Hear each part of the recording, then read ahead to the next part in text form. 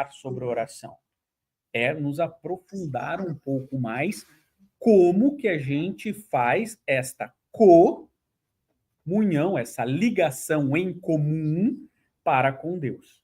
Que é um pouco mais que oração, sim ou não? Legal. Então esse é o primeiro ponto que, se a gente passa muito rápido nisso, a gente não percebe toda a profundidade desse tema. Porque mesmo João, que aqui fala de João, né? O João está ali, ele ouve as questões da oração, mas ele fica com dúvida. Por quê? Porque muitas vezes a gente acha que estar ligado, comungado com Deus, tanto que a gente até usa essa expressão em outras escolas religiosas, você vai fazer a sua primeira comunhão, né? E aí você, a primeira ligação para com Deus e vice-versa. Então, você vê como, e às vezes a gente não presta atenção no como que isso é profundo, né? Então a gente está pensando só, durante muitos anos, se pensou em muitas escolas religiosas, que o meio de eu ligar com Deus é oração. E aí você fala assim, bom, como é que eu devo orar então? Porque essa é a pergunta de João aqui. Porque eu tenho as pessoas que vão orar no templo, vão lá falar alto e tal, e tem os essênios, que é uma outra escola judaica, que diz assim, não, você tem que fazer sempre no seu campo íntimo, nada pode ser aparente e tudo mais. Isso vai gerando dúvidas, né? Você fala assim, ué, mas onde é que eu tenho que me conectar com Deus? Como eu vou fazer essa conexão, né? Eu devo fazer isso nos templos? Eu devo fazer isso em público? Eu devo fazer isso só na intimidade? E Jesus fala assim, olha, deixa eu ver se eu estou entendendo o que você está perguntando. E o certo é você se recolher no seu aposento íntimo, como Jesus já havia falado. Mas isso é um modus operandi. Ninguém está falando da ligação, mas aí isso João ainda não entendeu muito exatamente. Mas tá, eu faço intimamente, mas eu devo guardar só para mim essa ligação? E aí Jesus olha assim e fala, pô, você está comigo há tanto tempo, né? E você mesmo tem essa dúvida, né? Poxa, como que pode ainda você ter essa dúvida? Porque imagina, uma coisa eram as pessoas que estavam lá acompanhando Jesus e tudo mais. Outra coisa eram os discípulos. Outra coisa era o João, que era um discípulo mais próximo de Jesus, um menino que Jesus tinha um carinho muito especial, né? Que, aliás, é um grande celeiro depois dessa mensagem do Cristo. E aí Cristo fica, poxa, mas você não entendeu? Você ainda não entendeu? Com tudo isso que eu estou fazendo, né? Vocês não compreenderam que a comunhão com Deus está para além da oração?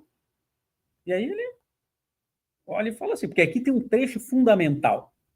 A comunhão para com Deus é o momento em que eu decido intimamente, por isso que não é público, intimamente me conectar com Deus. Agora, como que eu faço essa conexão? Porque a questão principal é que não é só oração. Todas as vezes que eu ajo em Deus, eu estou me conectando com Ele. Então, aqui é um detalhe muito importante. E como que eu ajo em Deus? Como que eu me conecto a Deus? E olha que interessante que os judeus sempre tiveram isso muito claro. Mas veja como eles não associavam esses pontos. Qual é o primeiro mandamento? Amar a Deus sobre todas as coisas. Mas qual é o mandamento? Ama o Senhor teu Deus de todo o seu coração, com toda a sua alma e com todos os seus muitos. Então, isso que está lá em Deuteronômio, né? Se já é um entendimento, Deuteronômio é a lei de novo, então, em grego, né? Significa a lei de novo, em que foi feita uma reescritura da interpretação do primeiro mandamento. Porque o primeiro mandamento, lembra qual é? Não terás imagem de Deus, não ter forma de Deus, não ter... E isso já na interpretação é ama o Senhor teu Deus de todo o seu coração, com toda a sua alma e com todos os seus muitos. Então, a grande conexão com Deus, ela se dá quando você ama Deus. E os hebreus já tinham muito claro isso. A proporcionalidade de quanto a gente ama a Deus é o quanto nós amamos o nosso próximo. Então, só consegue medir o amor de Deus quando a gente faz isso para o nosso próximo. E como que a gente ama o nosso próximo? De todo o coração, com toda a sua alma, com todos os seus muitos. Já expliquei várias vezes essa passagem aqui. E quem é o meu próximo? Aí tem o segundo ponto. Quem é o meu próximo?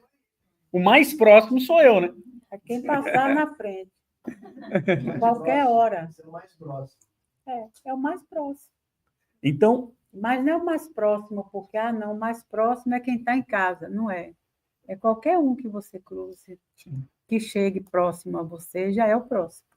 Porque a gente pensa que o próximo é a família, Não, é qualquer pessoa que esteja próximo. E hoje mais que pessoa, né?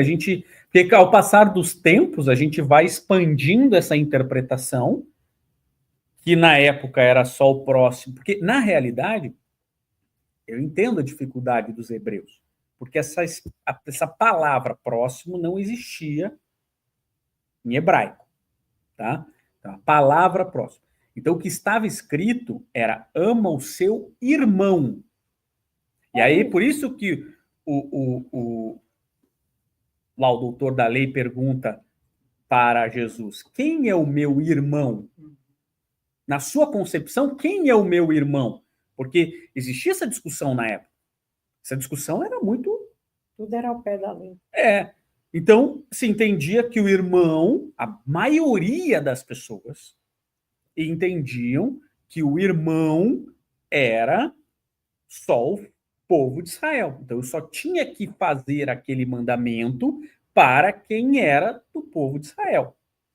Então, esse é o primeiro ponto.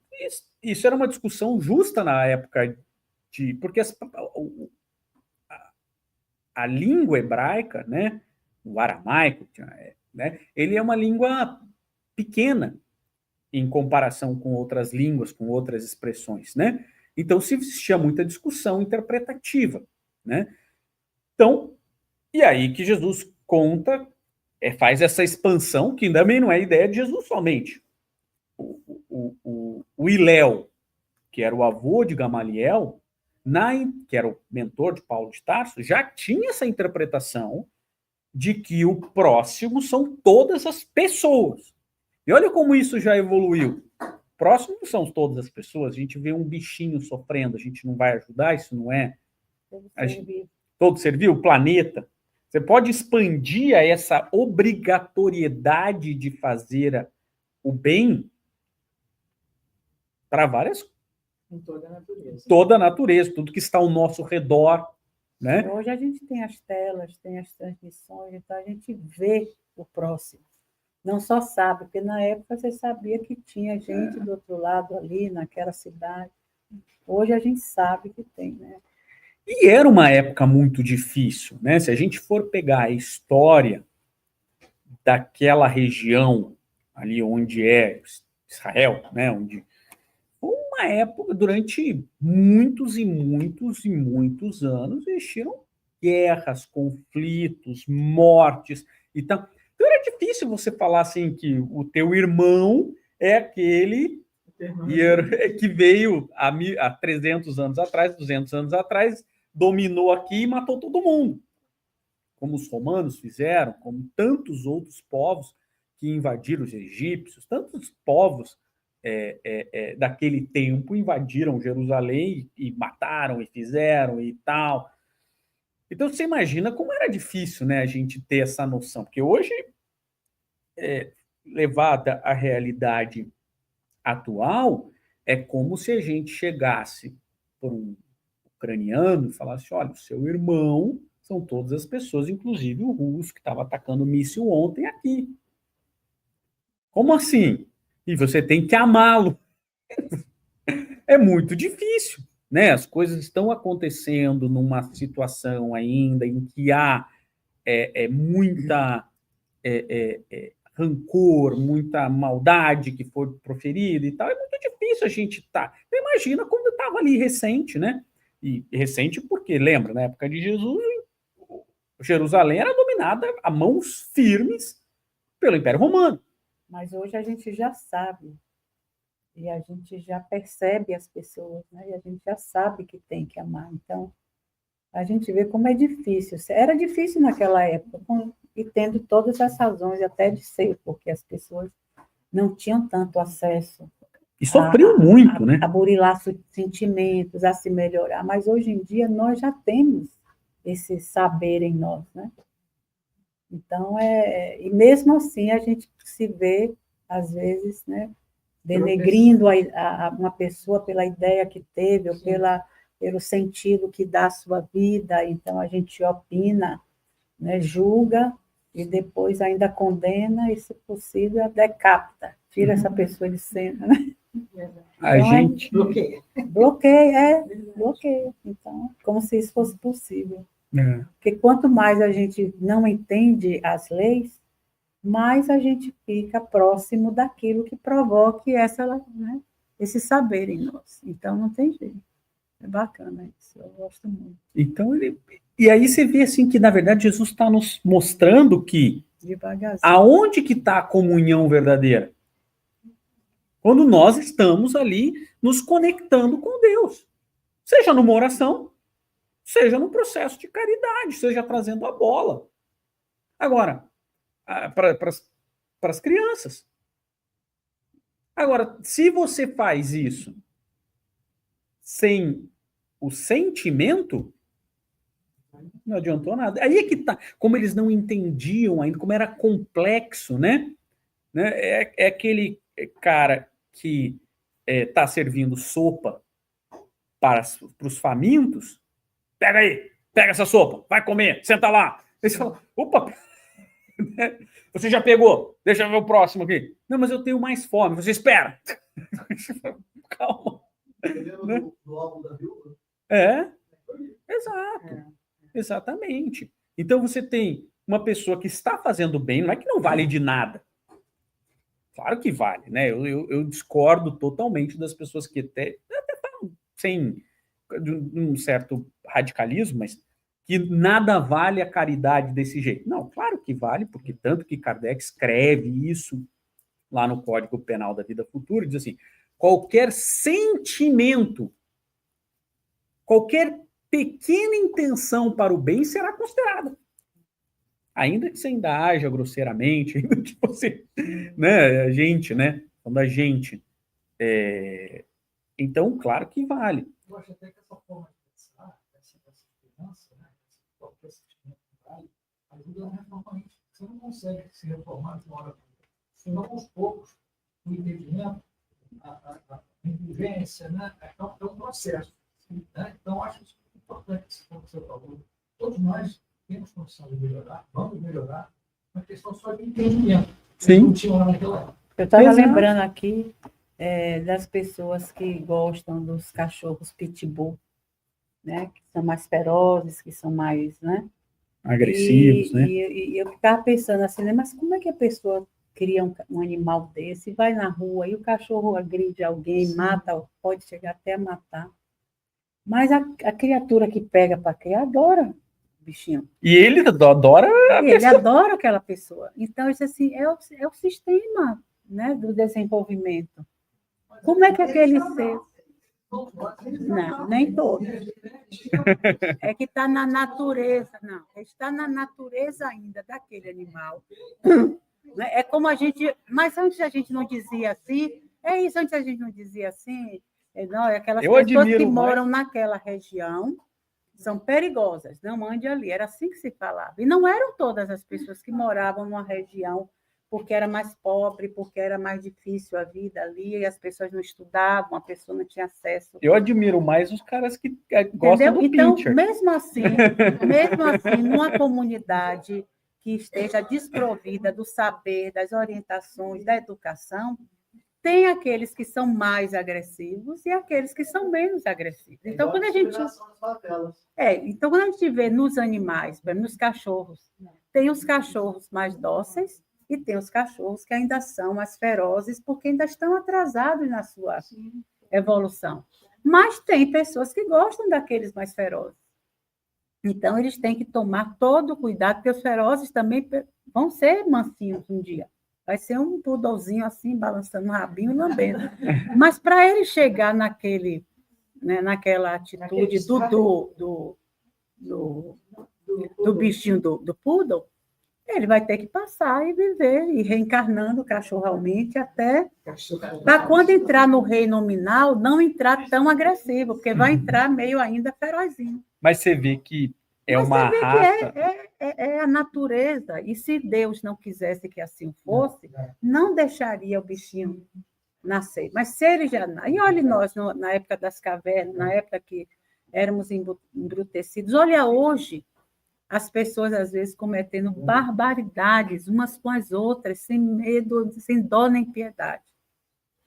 Só cometendo. Nos tempos de hoje, que a gente já vê tanta abertura, tanto conhecimento, tanto isso, tanto aquilo, entendeu? Então, a gente tem que entender o processo evolutivo como essa roda gigante que está indo, uns estão nas cadeirinhas, outros já mudaram de cadeirinha, mas tem uns ainda pendurados nos ferros, querendo pular. Então, é assim. E a gente tem que ter compaixão desses que ainda não alcançaram. Entendeu?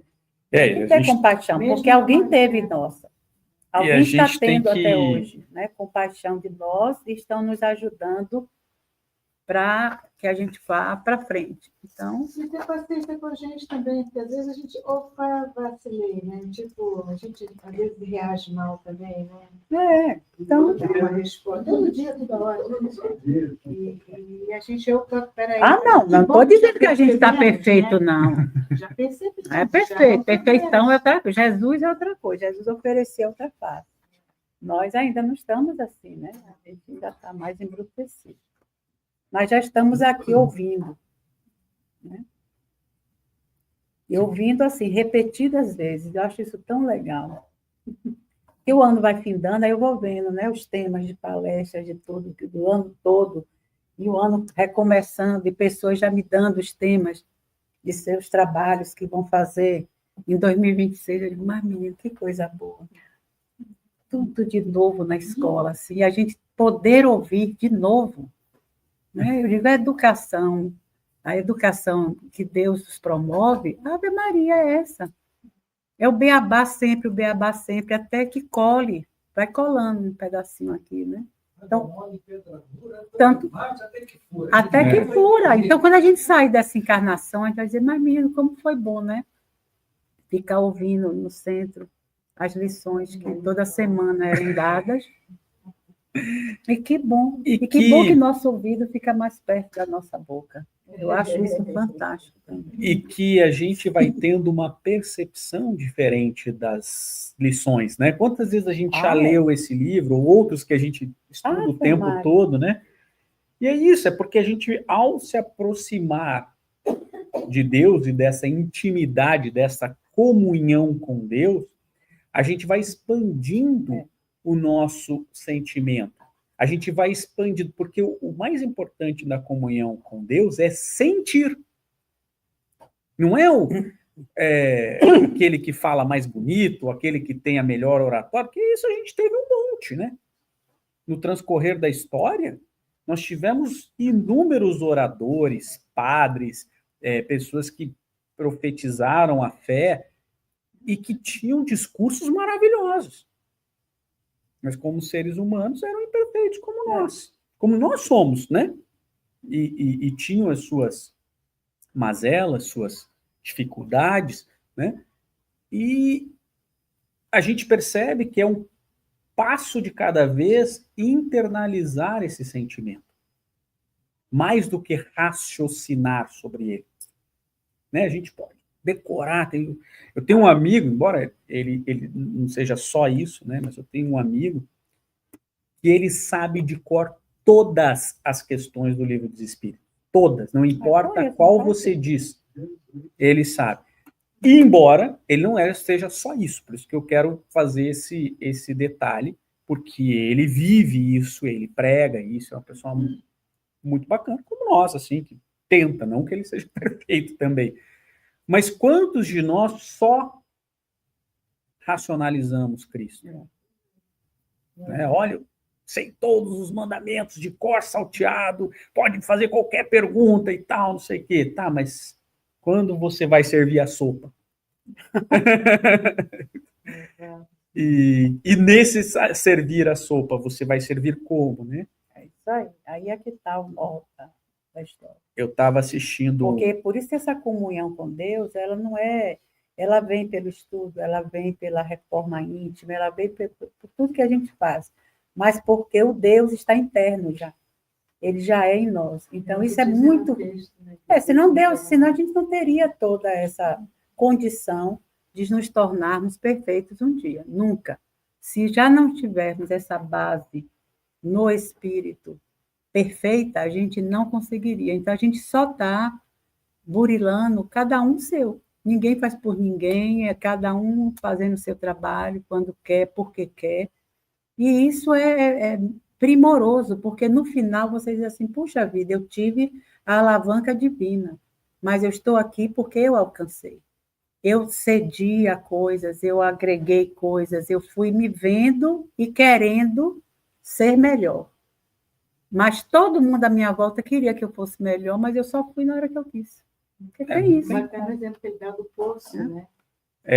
Muito bacana. É uma ilustração, né? Porque mesmo assim, como é difícil de entender essa lição, compreendê-la, né? A gente lê, a gente entende, mas nessa profundidade, aí Jesus utiliza um exemplo, né? Do dia a dia, no finalzinho aqui, para quem for ler, em que ele estava andando para Jericó, é uma área muito remota e tal, e aí você vê como Jesus, depois de explicar, depois de falar, olha, o reino de Deus, a oração, a verdadeira oração é quando você edifica o reino de Deus no seu íntimo. Você vive o reino de Deus, você pratica, você sente isso. Então, essa é a verdadeira oração. Que não necessariamente é uma oração de súplica, ou uma oração de agradecimento, ou uma oração. Né? Às vezes, no íntimo, olha, o cara te corta no trânsito assim, que essa acho que é o mais difícil para mim. O cara me corta no trânsito e eu viro para ele, vai com Deus, meu filho, que Deus te abençoe. Né? Ao invés de falar um monte de impropérios. Né? Ou de pensar. Porque você não fala, mas você só pensa. Né? Pensar também. É a mesma coisa que falar. Porque o pensar... aliás, esse é um ponto importante em relação a essa questão. Quando a gente pensa em pensamento, é muito diferente do que o ato de pensar. Tanto que o livro do Emmanuel chama Pensamento e Vida. A gente constrói através do pensamento. Quem pensa é o espírito.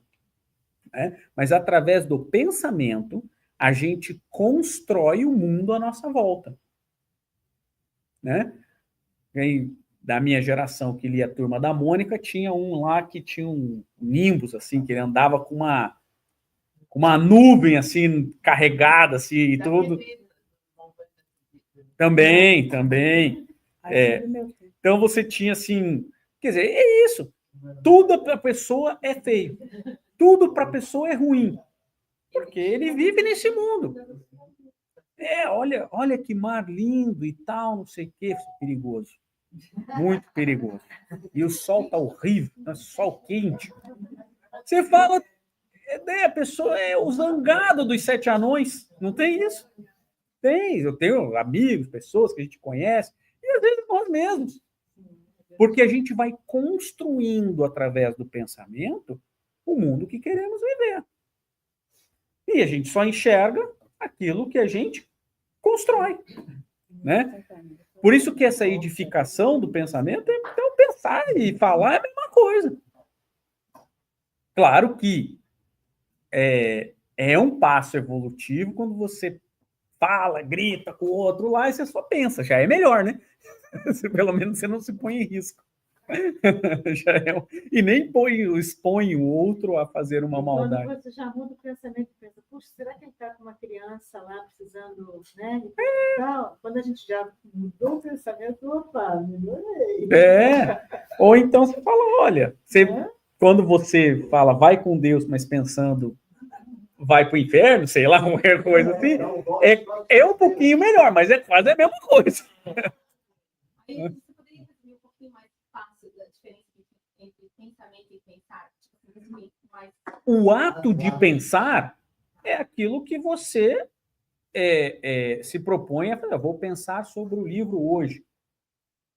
O pensamento é o conjunto de emoções, de sentimentos, reflexões que constroem o seu habitat. Então, o pessoal chama de aura, por exemplo. Qual é a aura de uma pessoa? É o somatório dos diversos pensamentos Positivos e negativos. que você teve durante o dia. Então, você está ali no dia a dia e tal, pensando bem, não sei o que lá, mas daí acontece alguma coisa, alguém te... Aí você vai somando tudo aquilo ali, porque esse é o pensamento. E é uma força, não é pensar, não fica vazio. Você gera uma energia. E essa energia lhe compõe. E vai aglutinando.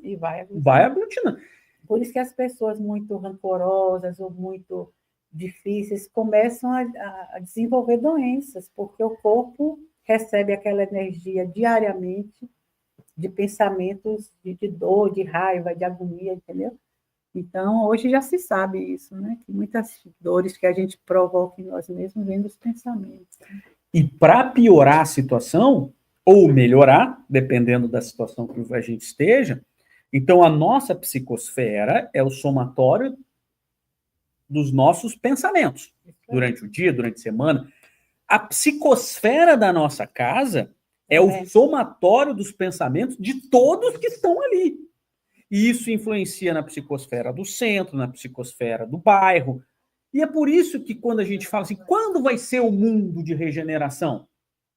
Quando o somatório das psicosferas dos 20 bilhões de espíritos estiver vibrando em regeneração. E para piorar ou melhorar a situação, a gente não vai perceber. Porque quando tiver 50% mais uma pessoa, já é regeneração. Mas qual que é a diferença entre 50% mais um ou 50% menos um? É muito tênue. Então a gente só vai perceber regeneração quando tiver lá 80%, 85%, 90%. Aí a gente fala, agora eu estou sentindo regeneração. Você vê que a gente está indo para o mundo de regeneração. Então agora a gente pode dizer que está melhor do que esteve no passado mais distante. E às vezes a gente acha que está pior, que as coisas estão piores. Mas é que não estão ainda boas, estão menos piores.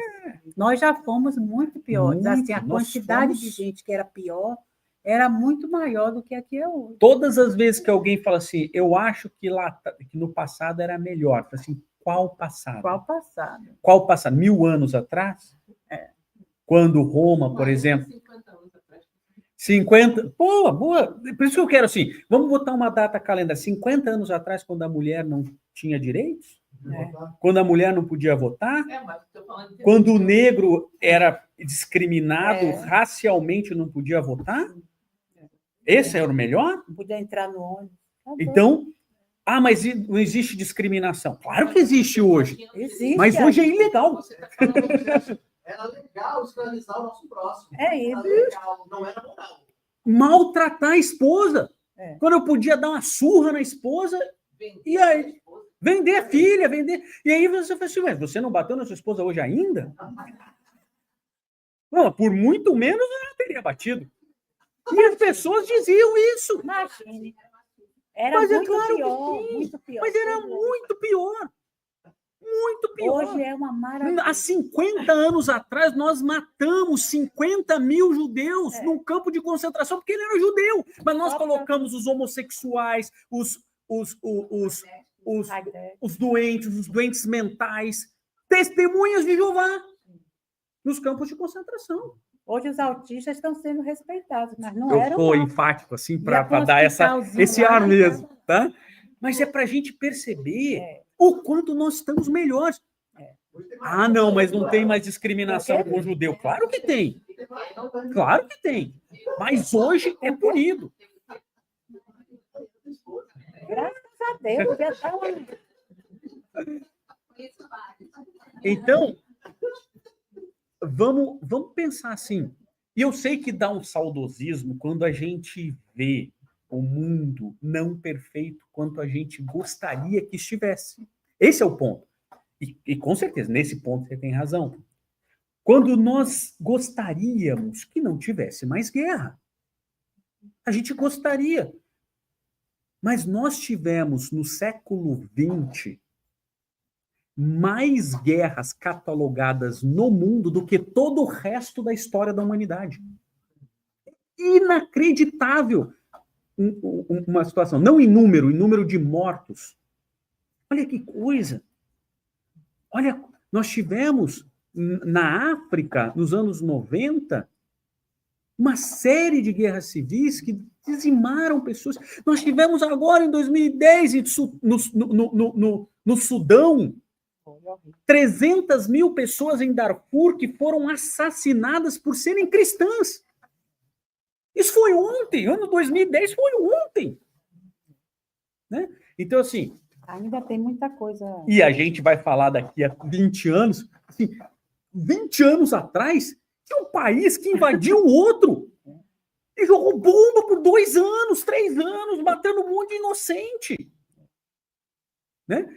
E daí é justo esse sentimento que a gente fala, pô, eu gostaria... E aí tem um ponto, acho que crucial dessa questão do comungar com Deus, que é a gente, por estar buscando esse mundo de regeneração incessantemente em nossas vidas, nós estamos, todos que estão aqui estão, sim ou não? E quando a gente está no centro espírita, nós estamos em mundo de regeneração, sim ou não?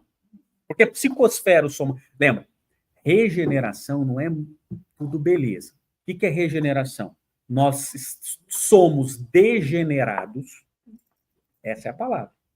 E estamos agora nos regenerando. Não, e fica nesses momentos em que a gente se reúne em termos de discutir esses assuntos e falar sobre isso, porque a gente concorda de que precisamos melhorar, entendeu? Uhum. Então, quando uma comunidade está conversando sobre isso e concordando de que realmente já foi pior e que a gente pode fazer melhor, então isso é divino. Por isso que essas discussões no centro são muito boas. E por isso que é regeneração. Porque no mundo comum, em que eu sou degenerado, nós estaríamos brigando no Facebook. Não, porque você está errada, você é isso. Aí você vai falar, você é um ignorante, você não sabe nada. E nós estaríamos discutindo.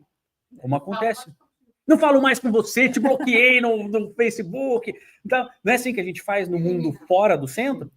E aí a gente entra em regeneração, porque a gente está tentando regenerar daquilo que nós estamos degenerados. Nós nos degeneramos, estamos regenerando. E aí a gente fala assim, pô, aí vai falar um monte de groselha, um monte de baboseira, mas como eu estou praticando a regeneração da tolerância, não vou nem responder para ele. É isso, o que acontece nos ambientes assim, é que mesmo tendo aquelas pessoas que chegaram ontem, que ainda não estão concordando com milagres acontecendo, fica pensando em termos de, mas meu Deus, olha como pensa, que vai que está melhor, está nada, está tudo ruim, porque quando a gente está fora do conhecimento espiritual, tem gente que está suicidando-se, tem gente que não aguenta mais, tem gente que está matando. Olha, deixa eu matar logo antes que me peguem, entendeu? Então, fica muito assim os extremos, né, acontecendo. Mas enquanto tiver, e isso, né, por causa de Jesus esteve com a gente como a minoria, Jesus era minoria numa terra que era todo mundo degenerado.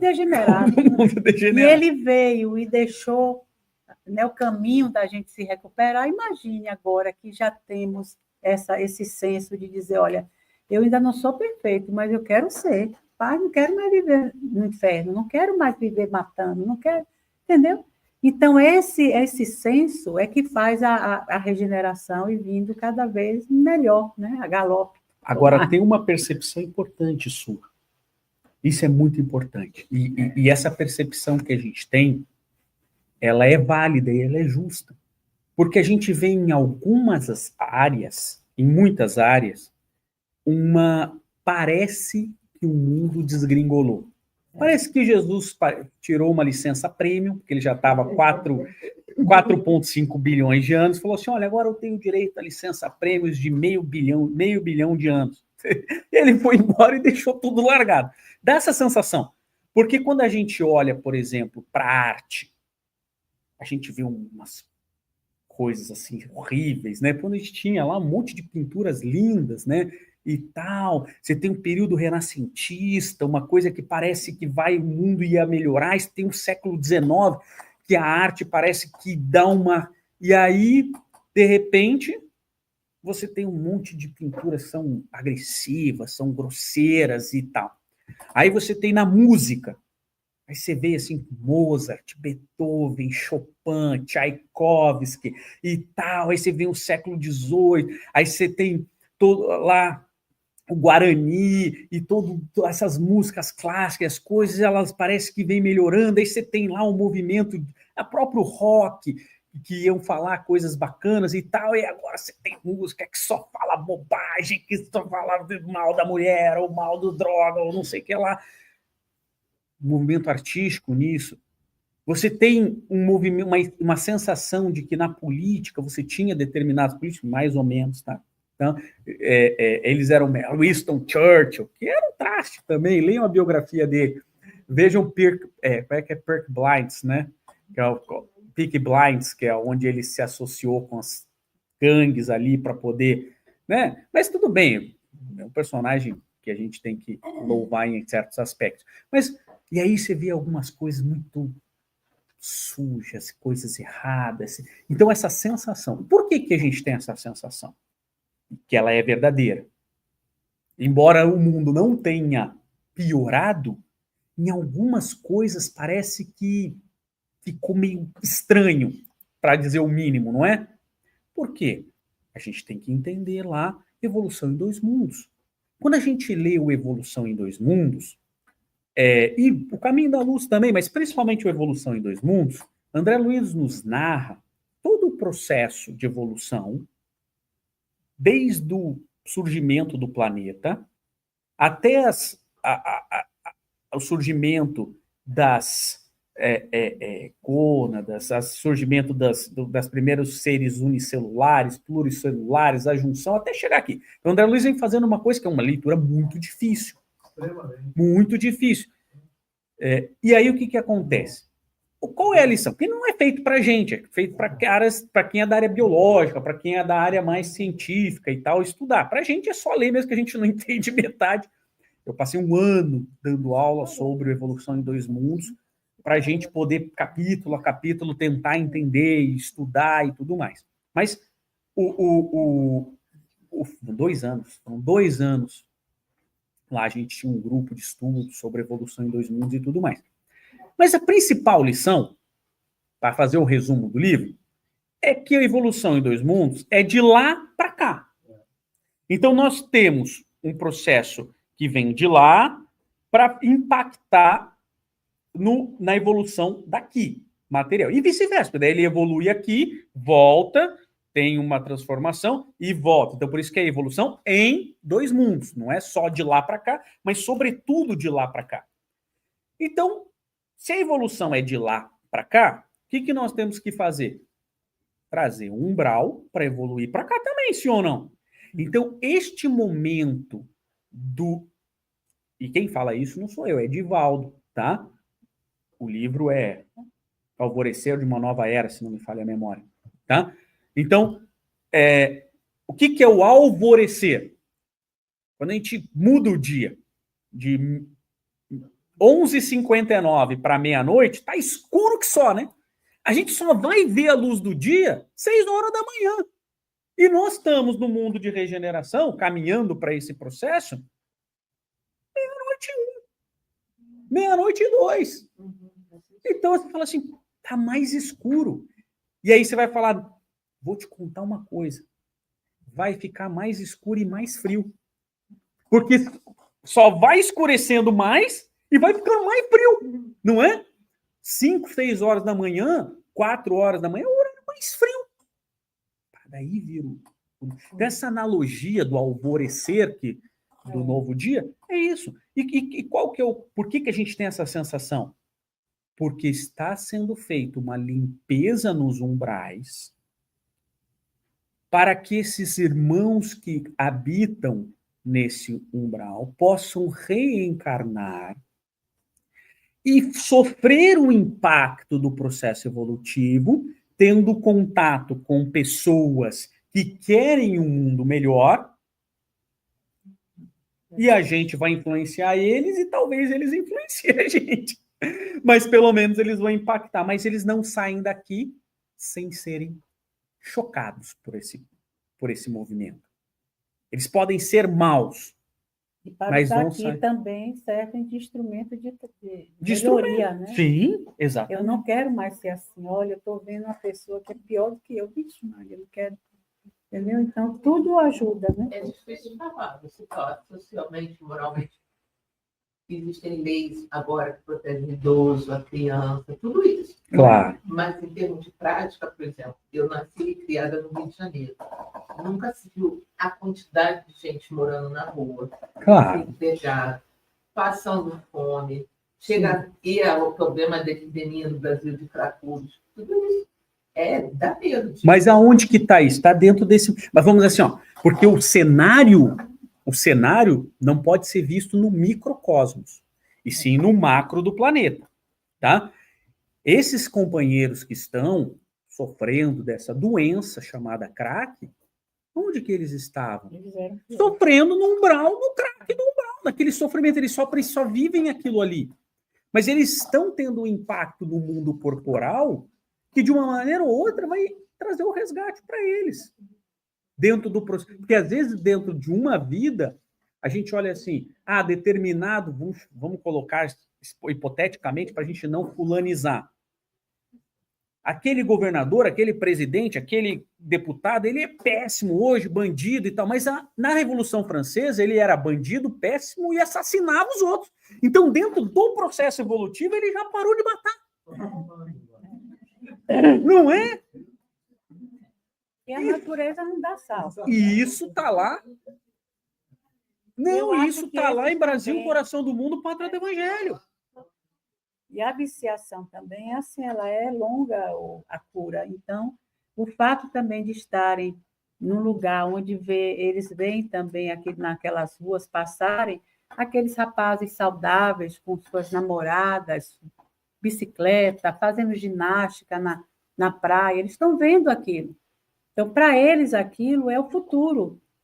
E muitos saem da encarnação querendo mesmo aquele momento, viver aquele momento. Então, só assim, porque uma educação emocional, não é uma coisa que se impõe. Por isso que Deus não consegue nos impor. Seja bom amanhã. Nem Jesus vindo não conseguiu isso. Marisa, mas a gente vê que isso que ela mencionou aqui no Rio, que é uma realidade do planeta. Do planeta. Hoje, a gente vê a comunidade de moradores de rua de Los Angeles, ela é a maior do mundo. Ela tem mais de 80 mil pessoas morando na rua. E por quê? Essas pessoas, às vezes, estão por necessidade e, às vezes, estão porque criaram nas suas psicosferas essa necessidade. Eles não se importam de estarem na rua porque eles estão muito mais ligados entre si naquela comunidade do vício do crack, na energia. Não que todos, por isso que eu digo, não dá para fulanizar. Mas quer ver um exemplo legal?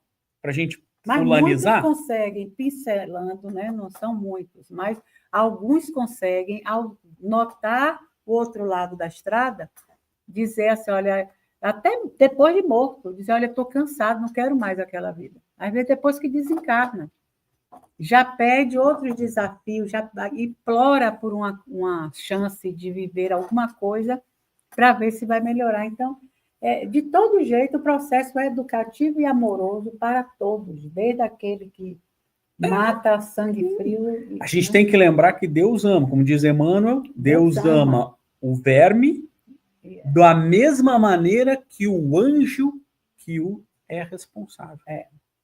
Olha que coisa. Vamos fulanizar, é bom E fulanizar. quem são os protetores Vou falar daquele? de um senador que todo mundo conhece. Agora vai ficar gravado. Públio Lentulus, né? Públio Lentulus. Ele veio como senador, mas uma encarnação anterior, na imediata, O avô dele. que também era Públio Lentulus, o avô, Ele era o avô. que era o mesmo espírito, né? Então, 3 gerações anteriores, ele também era um senador, mas que a maldade dele era tão grande que ele não só venceu lá nas discussões romanas o partido opositor, como ele mandou cegar e cortar as mãos dos que ele gostava. Porque do que ele não gostava, ele mandou executar.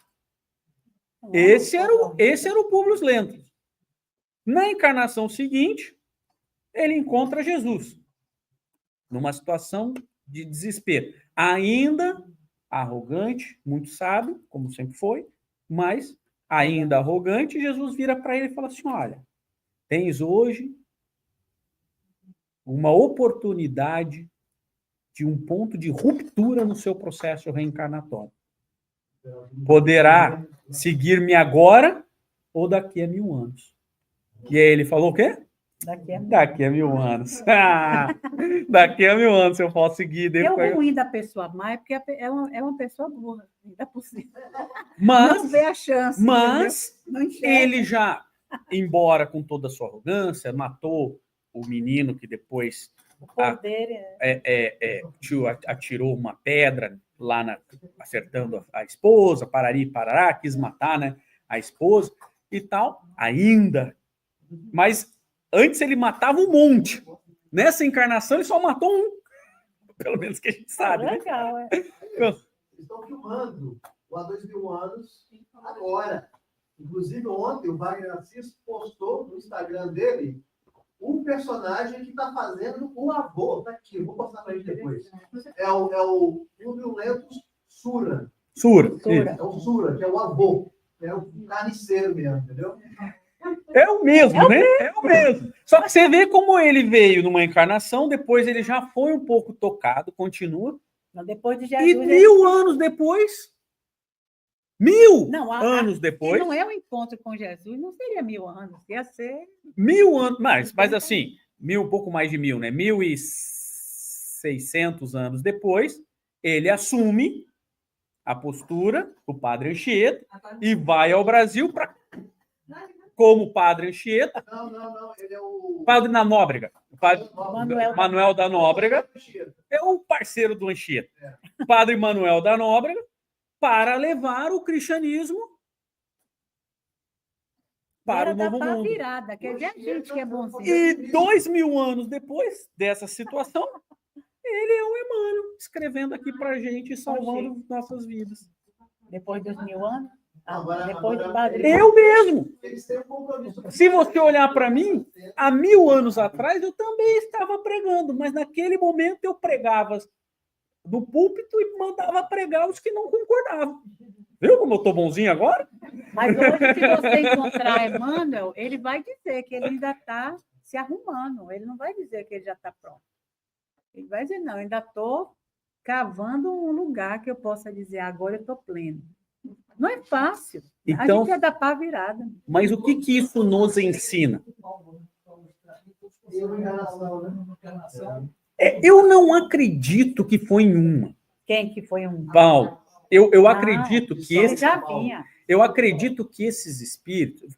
Por que eu acredito? Vou contar para vocês o que eu cada vez penso sobre isso, né? Quando você tem um musicista, mas um musicista de verdade, um cara lá, tal, pianista, do melhor do mundo e tal. Ele nasceu, Beethoven. Ele, com 5 anos, ele toca. Como é que ele com 5 anos? Então, para que você chegue nesse nível de musicista, são reiteradas encarnações treinando o espírito para isso. Você vê como o perispírito é forte. A gente quer destruir o perispírito, mas para a gente lesionar o perispírito não é fumar numa encarnação. Que não. A gente vem fumando em várias encarnações, a gente fica ali do cigarro e tal, para daí a gente lesionar. Aquele de fumo, de corda, De corda e tantas outras. Ou, estou falando de fumo, mas pode falar da gula, você pode falar de qualquer vício, da maledicência. A gente vem praticando em várias... Para chegar no ponto de lesionar o perispírito, Porque não é a uma gente vida. tem que ser muito Não é uma persistente no mal. coisa. Quando a gente era só viciação, imagine, era a moral bem baixa e só explodindo aquela barbaridade. Vidas e vidas, quer dizer, o perispírito ficou em farrapos. Mas a boa notícia é que o mesmo acontece no bem. É. Então, por isso que eu acho que nenhum dos apóstolos Mas no bem é se mais transformaram naquele momento. Eles já rápido. vinham... O bem já vem fazendo plástica no perispírito, assim, não. para garantir. Jesus não é besta, não.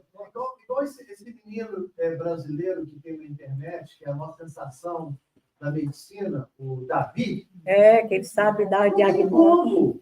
Ele, com 6 anos, ele já fala sobre todo o corpo humano. Dá diagnóstico. A gente pode notar que ele não fala em medicamento, ele é um conhecedor do corpo humano, de todas as doenças. Desde os 4. Como que você vê uma criança dessa? Então a gente vem treinando. Você acha que para eu falar sem parar, você acha que é de uma encarnação? Não, e a gente já está tão acostumado que não vira. E já são tantas crianças demonstrando isso que não fica mais aquela sensação. Ih, foi para a televisão, foi para não sei aonde. Não. Hoje é normal. Pianistas, cantores de ópera, crianças cantando. Você vai ser aquele locutor de Não rádio viu que não para nunca de aquele falar, João, né? aquele maestro famoso no Brasil que convidou agora pelo telefone. O pai do menino mostrou ele é autista. Ele regendo uma orquestra. Ele disse que queria reger uma orquestra de verdade. Aí ele convidou pelo telefone, disse a ele qual era o trabalho que ele devia olhar para poder reger a orquestra. Só falou pelo telefone. O menino foi no dia que a orquestra estreou, subiu no palco autista e fez todos os movimentos que emocionou todo mundo. Quer dizer, já é coisa do dia a dia da gente. Você vê aquilo, não é mais aquela coisa sensacionalista, não.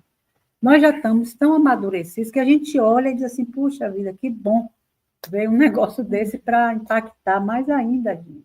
E se o vício a gente faz assim, se a virtude a gente faz assim, se a música a gente faz assim, se aquele dom que a gente tem, nasceu com ele, a gente pode aperfeiçoar, qual é a diferença da comunhão com Deus?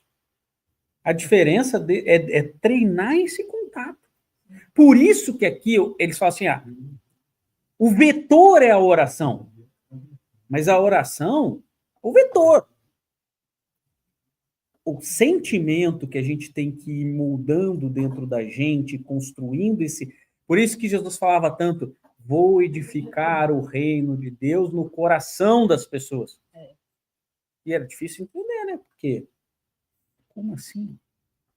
Reino de Deus? Eu achei que vinha magicamente o mundo de regeneração. É o que a gente pensa. Mágica. Não.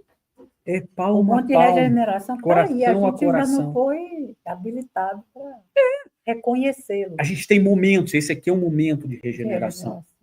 Quando a gente está numa igreja, quando a gente está num lugar mais tranquilo, a gente tem esses momentos.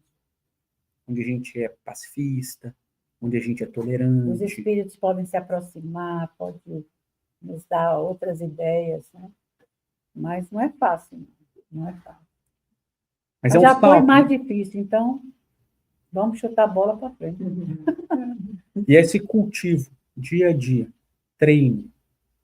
E o que Jesus falou? Qual é o melhor momento da gente treinar? Na prática da caridade.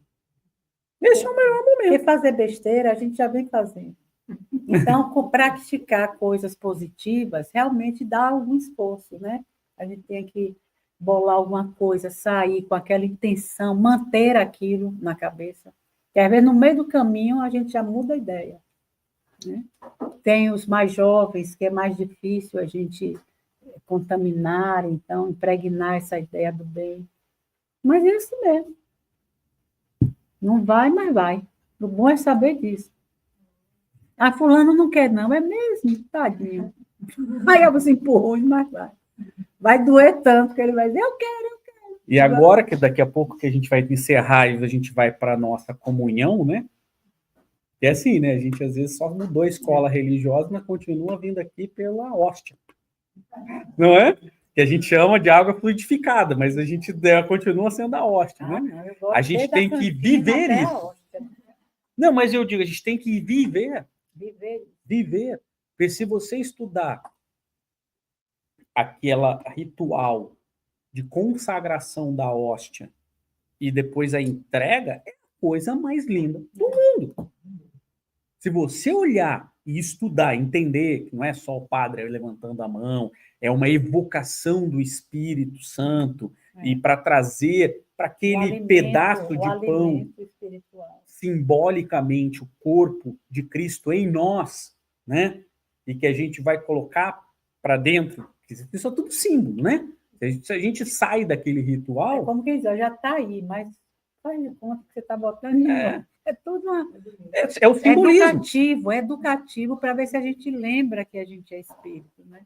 Só que se a gente vem, vai lá e come o pão sem falar de comunhão, e vem aqui, come a hóstia, nossa hóstia espírita aqui, que é a água fluidificada, sem falar em comunhão, tá no mesmo. Tá no mesmo. Isso não quer dizer que a hóstia não seja a água fluidificada. Não quer dizer que a água fluidificada não vai funcionar em você, mas ela vai funcionar menos. O Chico tem uma fala do Pinga Fogo de 71 sobre, você sabe disso, né? Sobre isso, a comunhão, que é a coisa mais linda do mundo, e que as pessoas estão recebendo. A hóstia é a água fluidificada. Quantas pessoas que, ao chegarem na Igreja Católica e fazerem a comunhão em verdadeiro sentimento e comunhão com Deus, sofrem uma cura, sofrem uma tranquilidade. Não é a mesma coisa da nossa água fluidificada? É a mesma coisa. A intenção, o sentimento, é o sentimento. Agora, vou tomar essa água aqui, não vai servir de nada, porque não sei o quê, papapá, o pessoal aí, tu não para de falar, chato pra caramba e tal, não sei o quê. Vai ajudar talvez um pouco, mas não vai fazer o que deveria fazer. O passe não cura.